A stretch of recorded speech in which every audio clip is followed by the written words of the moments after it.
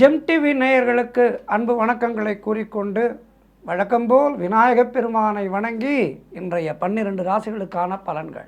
இன்று 1/11/2025 ஐப்பசி மாதம் 15ஆம் நாள் விஸ்வாவசு வருடம். இன்றைய சூரிய உதயம் காலை 6:03 சூரிய அஸ்தமனம் மாலை 5:42. இன்றைய ஆதிக்க கிரகம் சனி பகவான். வழிபட வேண்டிய தெய்வம் ஆஞ்சநேய மூர்த்தியை பெருமாளை வழிபட வேண்டும். இன்றைய விசேஷம் ஏகாதேசி. ஆகவே இன்றைய நாளிலே ஏகாதேசி விரதம் இருந்து பெருமாளையும் ஆஞ்சநேய பிரபுவையும் வணங்குவோருக்கு அஷ்டலக்ஷ்மிகளுடைய ஐஸ்வர்யம் கிடைக்கும். இன்றைய நல்ல நேரம் காலை 7:45 மணி முதல் 8:45 மணி வரை, மாலை 4:45 மணி முதல் 5:45 மணி வரை. இன்றைய ராகு காலம் காலை 9 மணி முதல் 10:30 மணி வரை, யமகண்டம் மதியம் 1:30 மணி முதல் 3 மணி வரை, குளிகை நேரம் காலை 6 மணி முதல் 7:30 மணி வரை. இன்றைய சுபகோரை சுக்கிரகோரை நேரம் மாலை 5 மணி முதல் 6 மணி வரை. இந்த நேரத்திலே என்ன செய்யலாம்? சுக்கிரகோரையிலே என்ன செய்யலாம்? பழைய வீட்டை ரிப்பேர் செய்வதற்கான வேலைகளை தொடங்கலாம். வண்டி வாகனங்களை விற்பதற்கு அது சம்பந்தமாக பேசலாம். அதேபோல் மறுமணத்திற்கு முயற்சிகள் செய்தால் இந்த வேளையிலே செய்தால் நல்லபடியாக நடக்கும். அதேபோல் குடும்ப பிரச்சனைகளுக்கு தீர்வு காண்பதற்கு உட்கார்ந்து பேசலாம். பிரச்சனைகள் நல்லபடியாக முடிந்து ஒற்றுமை ஏற்படும். கவனமாக இருக்க வேண்டிய கோரை செவ்வாய் கோரை. காலை 8 மணி முதல் 9 மணி வரை, மதியம் 3 மணி முதல் 4 மணி வரை. இந்த நேரத்திலே அமைதி காக்க வேண்டும், மௌனத்தை கடைபிடிக்க வேண்டும். குறிப்பாக இந்த வேளையிலே பயணங்களை தொடங்கக்கூடாது. இன்றைய நட்சத்திரம் இன்று மதியம் 2:47 வரை சதயம், அதன் பிறகு பூரட்டாதி. இன்றைய திதி இன்று காலை 4:31 வரை வளர்பிறை தசமி, அதன் பின்பு ஏகாதசி. இன்றைய சந்திராட்டமம் கடகராசிக்கு சந்திராட்டமம். கவனமாக இருக்க வேண்டும். குறிப்பாக பூசம் நட்சத்திரக்காரர்கள் இன்றைய நாளிலே சிகப்பு நிற ஆடைகளை அணிவதை தவிர்ப்பது நல்லது. தொடர்ந்து நாம் காண இருப்பது மேஷம் முதல் மீனம் வரை உள்ள 12 ராசிகளுக்கான பலன்களை. மேஷ ராசி அன்பர்களே, இன்று சந்திரன் உங்கள் ராசிக்கு 11ஆம் இடத்திலே இருக்கின்றார். உங்களுடைய ராசி அதிபதி செவ்வாய் ராசிக்கு 8ஆம் இடத்திலே இருக்கின்றார். ஆகவே வீடு வண்டி வாகன யோகம் உண்டாகும். புதிதாக வீடு வாங்குவதற்கு சிந்தித்து அதற்கான முயற்சிகளிலே இறங்கினீர்கள் என்றால் அது நல்லபடியாக முடியும். திருமண பேச்சுவார்த்தைகள் சுபமாக முடியும். நண்பர்கள் மற்றும் உறவினர்களால் நல்ல ஆதாயங்கள் உண்டாகும். தந்தை வழி சொத்துக்கள் கைக்கு வரும். உங்களுடைய முயற்சிகள் எல்லாம் பெரும் வெற்றி பெறுகின்ற நல்ல நாள். தொழிலிலே நல்ல முன்னேற்றம் உண்டாகும். கணவன் மனைவியிடையே நல்லதொரு ஒற்றுமை ஏற்படும். மொத்தத்தில் இன்றைய நாள் உங்களுக்கு எல்லாமே தருகின்ற நாளாக இருக்கின்றது. குலதெய்வ வழிபாடு செய்து நல்ல விஷயங்களை பெற்றுக்கொள்ளுங்கள். குலதெய்வ வழிபாடு, முன்னோருடைய ஆசீர்வாதம் என எல்லாமே பரிபூர்ணமாக இருக்கின்றது. ஆகவே இன்றைய நாளிலே மேலும் நற்பலன்களை பெறுவதற்கு குலதெய்வ வழிபாடு செய்யுங்கள். ஆஞ்சநேய மூர்த்தியை வணங்குங்கள். பெருமாள் வழிபாடு செய்யுங்கள். வாழ்த்துக்கள். ரிஷபராசி அன்பர்களே, இன்று சந்திரன் உங்கள் ராசிக்கு 10ஆம் இடத்திலே இருக்கின்றார். உங்களுடைய ராசி அதிபதி சுக்கிரன் ராசிக்கு 5ஆம் இடத்திலே இருக்கின்றார். ஆகவே இன்றைய நாளிலே உங்களுடைய உழைப்புக்கு ஏற்ற ஊதியம் உங்களுக்கு கிடைக்கும். கடன் பிரச்சனைகள் எல்லாம் முடிவுக்கு வரும். அரசு வகையிலே நல்ல ஆதாயங்கள் உண்டாகும். வேலையிலே உங்களுடைய திறமைகள் வெளிப்படும். மாணவர்கள் சாதனை புரியக்கூடிய நாள். காரிய தடைகள் எல்லாம் விலகும். பொருளாதாரத்திலே பெரும் வளர்ச்சி உண்டாகும். சந்தான பிராப்திக்காக காத்திருக்கின்ற தம்பதிகளுக்கு சத்சந்தான பிராப்தி கிடைக்கும். வேலை தேடிக்கொண்டிருப்பவர்களுக்கு நல்ல வேலை கிடைக்கும். எடுக்கின்ற முயற்சிகளிலே வெற்றிகள் தேடி வருகின்ற அருமையான நாள். உங்களுடைய வயதுக்கேற்ப உங்களுக்கு நன்மைகள் தேடி வரும். இன்றைய நாளிலே ஆஞ்சநேயரை வணங்குங்கள். வாழ்த்துக்கள். மிதுன ராசி அன்பர்களே, இன்று சந்திரன் உங்கள் ராசிக்கு 9ஆம் இடத்திலே இருக்கின்றார். உங்களுடைய ராசி அதிபதி புதன் ராசிக்கு 5ஆம் இடத்திலே இருக்கின்றார். ஆகவே எல்லா விதமான பாக்கியங்களும் கிடைக்கக்கூடிய நாளாக இருக்கின்றது. உங்களுடைய தொழில் முயற்சிகள் எல்லாம் பெரும் வெற்றியை பெறும். கடன் தொல்லைகள் விலகும். நண்பர்கள் மூலம் எதிர்பார்த்த உதவிகள் கிடைக்கும். தந்தை வழியிலே நல்ல அனுகூலங்கள் உண்டாகும். புதிதாக வேலை தேடி கொண்டிருப்பவர்களுக்கு நல்ல வேலை கிடைக்கும். சொந்த தொழில் செய்பவர்களுக்கு அதிலே நல்ல வளர்ச்சியும் லாபமும் கிடைக்கின்றன. திருமணம் போன்ற சுபகாரிய பேச்சுவார்த்தைகள் இனிதே முடியும். பதவி உயர்வோடு வேலை மாற்றம் கிடைக்கும். பொருள் வரவும் தனலாபமும் அதிகரிக்கின்ற நல்ல நாளாக இன்றைய நாள் இருக்கின்றது.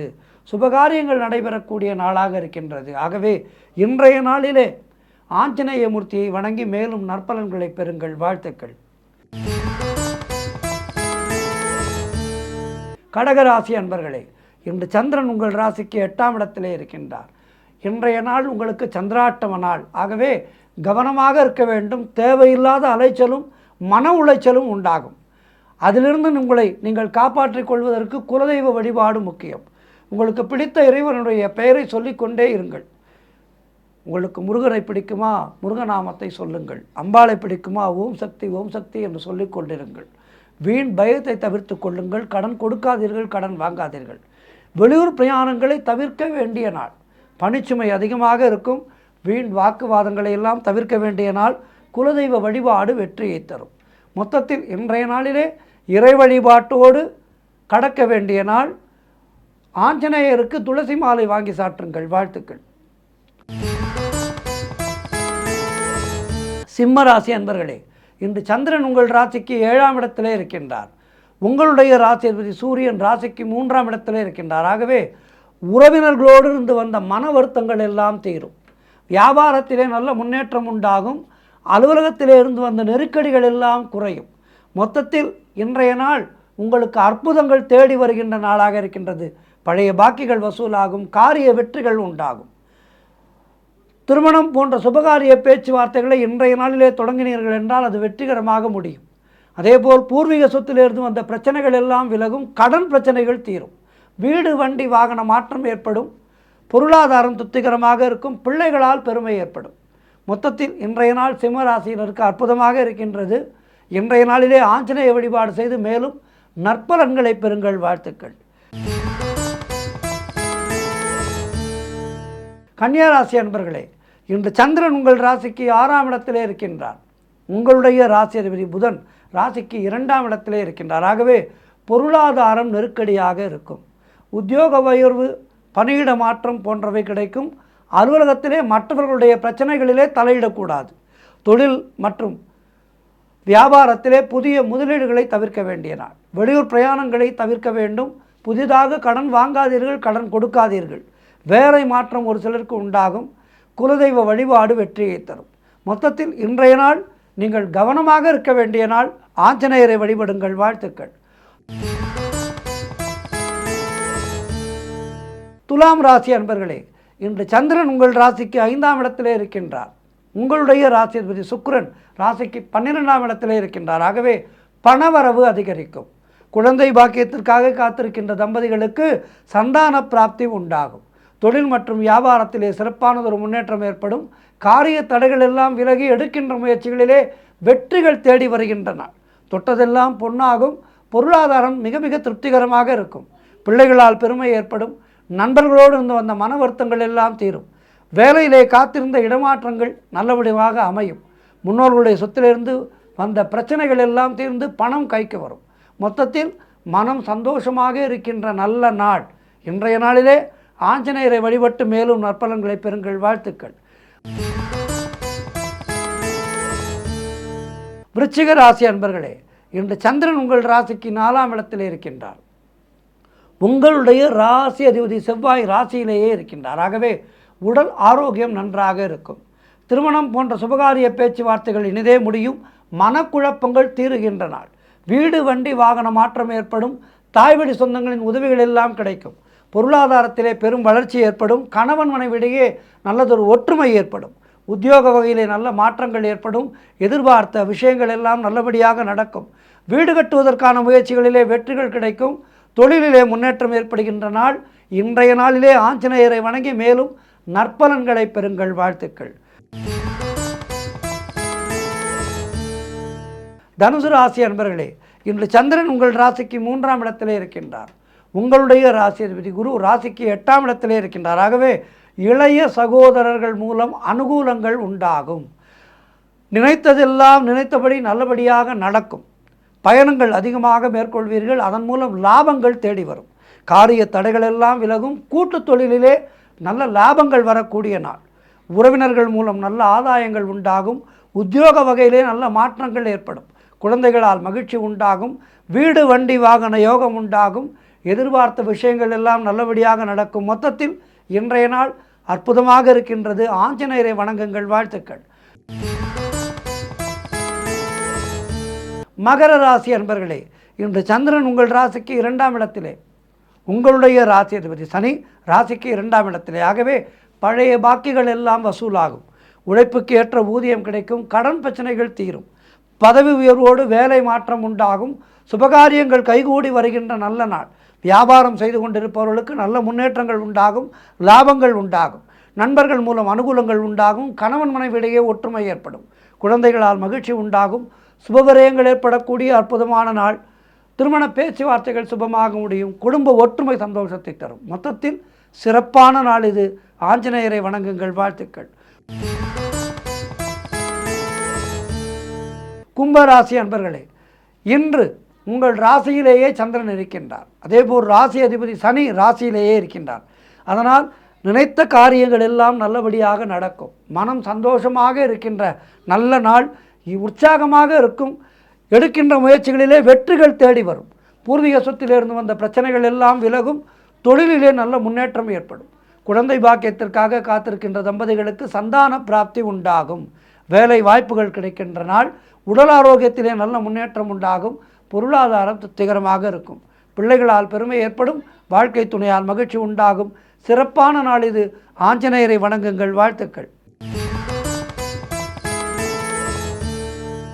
இறுதியாக மீனராசி அன்பர்களே, இன்று சந்திரன் உங்கள் ராசிக்கு 12ஆம் இடத்திலே இருக்கின்றார். உங்களுடைய ராசி அதிபதி குரு ராசிக்கு 5ஆம் இடத்திலே இருக்கின்றார். ஆகவே திருமணம் போன்ற சுபகாரிய பேச்சுவார்த்தைகள் சற்று தள்ளி போகும். வீடு வண்டி சம்பந்தமான விரைய செலவுகள் சிலருக்கு ஏற்படலாம். காரிய தடைகள் ஏற்பட்டு விலகும். தேவையில்லாத செலவுகள் ஏற்படலாம். கவனமாக இருக்க வேண்டும். உத்தியோகத்திலே இருப்பவர்கள் பணியிலே கூடுதல் கவனம் செலுத்த வேண்டிய நாள். கூட்டு தொழிலிலே மன வருத்தங்கள் உண்டாகலாம். குலதெய்வ வழிபாடு மன அமைதியை தரும். அலுவலகத்திலே வீண் வாதங்களை எல்லாம் தவிர்க்க வேண்டும். கணவன் மனைவிக்குள் சண்டை சச்சரவுகள் ஏற்பட்டு விலகும். அலுவலகத்திலே பணிச்சுமை அதிகமாகின்ற நாள். கவனமாக இருக்க வேண்டும். இன்றைய நாளிலே எல்லா விஷயத்திலும் நீங்கள் கவனமாக இருக்க வேண்டும். ஆஞ்சநேயரை வணங்குங்கள்.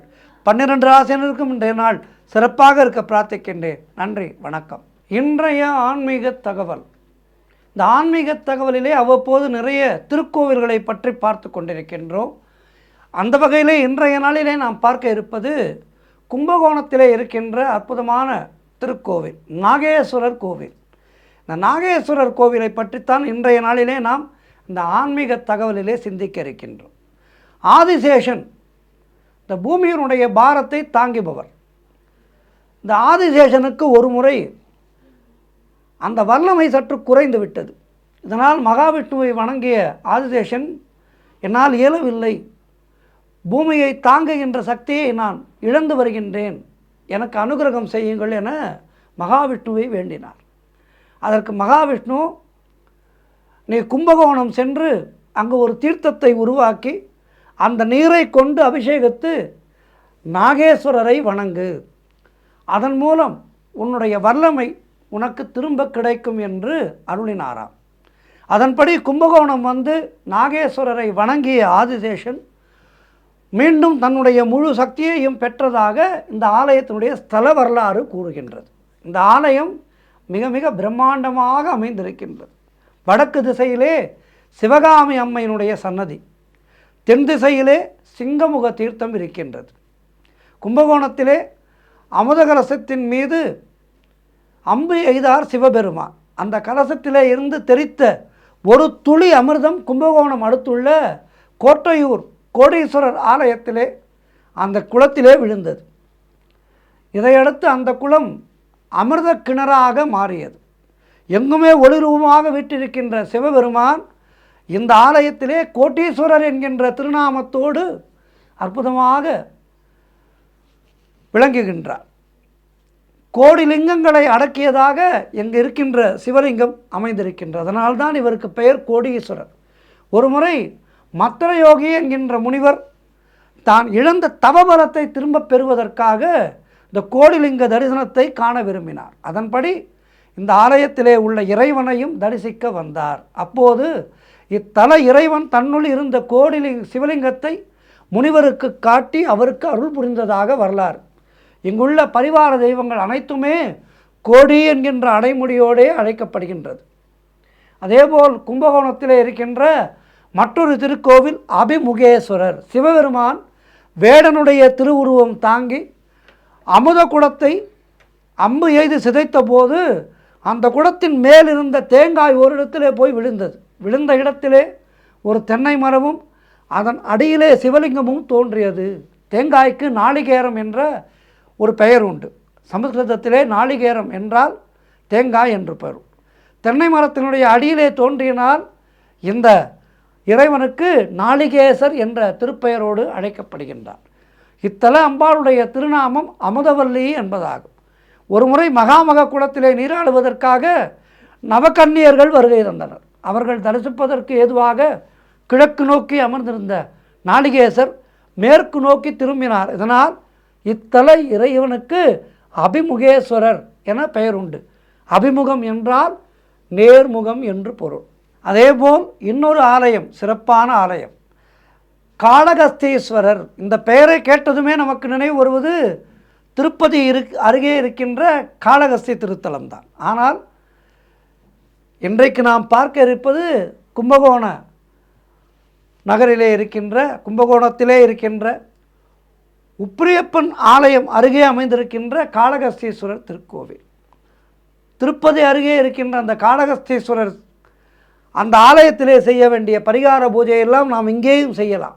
அங்கே போய் செய்ய முடியாதவர்கள் இங்கே அந்த பரிகார பூஜைகளை செய்யலாம். சிவபெருமான் ஏற்றுக்கொள்வார். இந்த ஆலயத்திலே மிக நீண்ட காலமாக திருமணமாகாத ஆண்களும் பெண்களும் இந்த ஆலயத்துக்கு வந்து இத்தல இறைவனை வேண்டினால் அவர்களுக்கு விரைவிலே திருமணம் கைகூடும். இங்குள்ள துர்க்கை அம்மனை வேண்டினால் நமக்கு வேண்டிய வரம் கிடைக்கும் என்பது ஐதீகம். ஓம்கார வடிவிலே அமைந்திருக்கின்ற பிரகாரத்திலே உள்ள மணியை நாம் அடித்தோம் என்றால் ஓம் என்ற நாதம் ஒலிப்பது மிக அற்புதமான ஒரு விஷயமாகும். ஆகவே கும்பகோணம் செல்லும்போது இந்த தலங்களை எல்லாம் தரிசித்து வாழ்க்கையிலே எல்லா வளமும் நலமும் பெறுவோம். ஒரு ஊருக்கு சென்றோமானால் அந்த ஊரில் இருக்கின்ற முக்கியமான பாடல் பெற்ற தலங்களை எல்லாம் முதலிலே தரிசிக்க வேண்டும். அதுபோல் இந்த கும்பகோணம் செல்லும்போது இந்த கோவில்களை எல்லாம் தவறாமல் தரிசித்து வாழ்விலே எல்லா வளமும் நலமும் பெறுவோம். நன்றி, வணக்கம். சிவார்ப்பணம்.